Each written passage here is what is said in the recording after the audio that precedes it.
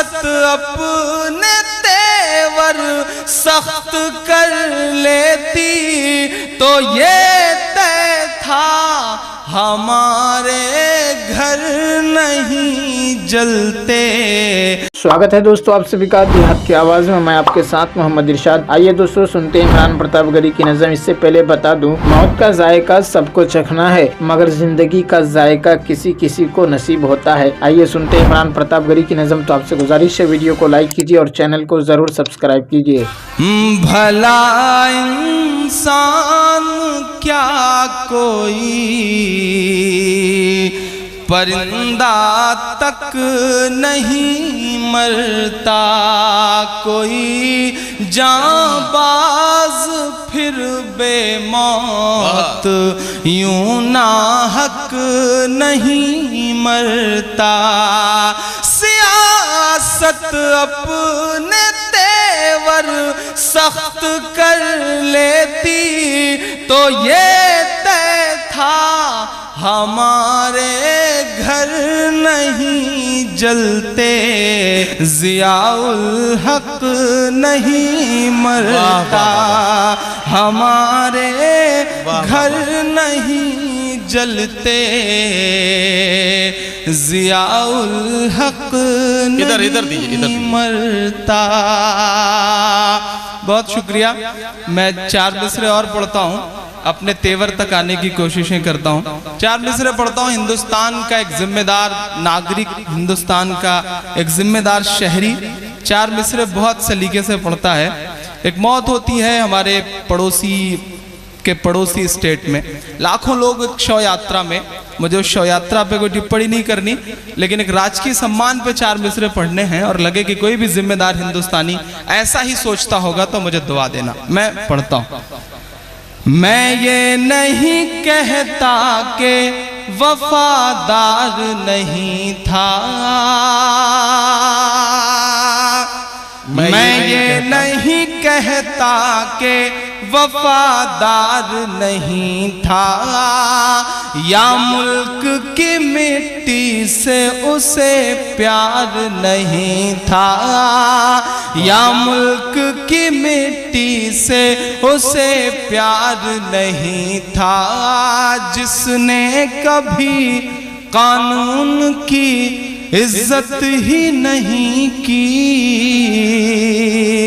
عزت ہی نہیں کی۔ اب سمجھ کے بتائیے گا مجھے، جس نے کبھی قانون کی عزت ہی نہیں کی، وہ شخص ترنگے کا تو حقدار نہیں تھا، وہ شخص ترنگے کا تو حقدار نہیں تھا۔ میں یہ نہیں کہتا کہ وفادار نہیں تھا۔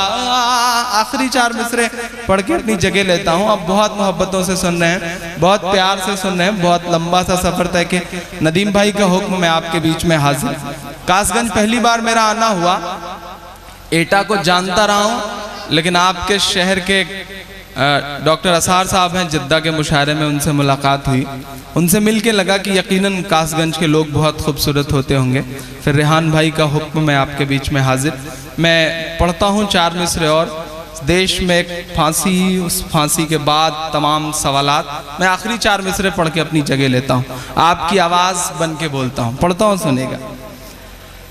ہم خوش بھی نہیں ہیں، ہمیں صدمہ بھی نہیں ہے،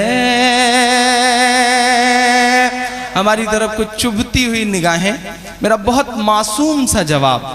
ہم خوش بھی نہیں ہیں، ہمیں صدمہ بھی نہیں ہے، یاد آپ کو آسام و برما بھی نہیں ہے، یاد آپ کو آسام و برما بھی نہیں ہے، ہم خوش بھی نہیں ہیں، ہمیں صدمہ بھی نہیں ہے، سنسد کے گنہگار کے حصے میں ہے سولی،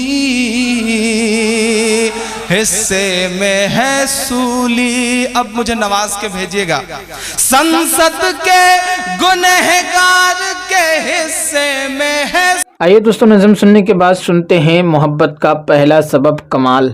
محبت کا پہلا سبب کمال ہے. ہزاروں لوگ ایسے گزرے ہیں جن کو ہم نے نہ دیکھا ہے، نہ ان سے ہماری قرابت داری ہے، نہ ان سے ہمیں کوئی مالی فائدہ حاصل ہو رہا ہے، مگر ہم ان سے صرف ان کے کمالات کی وجہ سے محبت کرتے ہیں. ہم حاتم طائی سے محبت رکھتے ہیں اس کی جود سخا کی وجہ سے. ہم نوشیروان سے محبت رکھتے ہیں اس کے عدل و انصاف کی وجہ سے.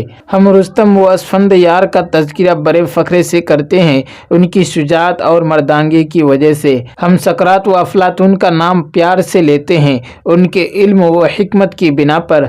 ہم فردوسی اور سعدی سے عقیدت رکھتے ہیں ان کی قوت گویائی کی بنا پر. ہم صحبان سے محبت کرتے ہیں اس کی خطابت اور طاقت لسانی کی بنا پر. ہم لبید و متنبی کا تذکرہ کرتے ہیں ان کی فصاحت و بلاغت کی بنا پر. ہم شیکسپیئر اور ہومر کی بات کرتے ہیں ان کے ادبی کمال کی بنا پر. ہم مصر کی کلیوپاترا کا نام لیتے ہیں ان کے حسن جمال کی بنا پر. ہم مجنوں اور رانجھے کی مثال دیتے ہیں ان کے کمال عشق کی وجہ سے. تو ہم اس ذات اقدس صلی اللہ علیہ وسلم سے محبت کیوں نہ کریں جو تمام کمالات کا مجموعہ تھی. پھر یہ بھی ایک حقیقت ہے کہ ان لوگوں میں جو کمال پایا جاتا تھا وہ ناقص تھا اور میرے پیغمبر صلی اللہ علیہ وسلم کا ہر کمال کامل تھا.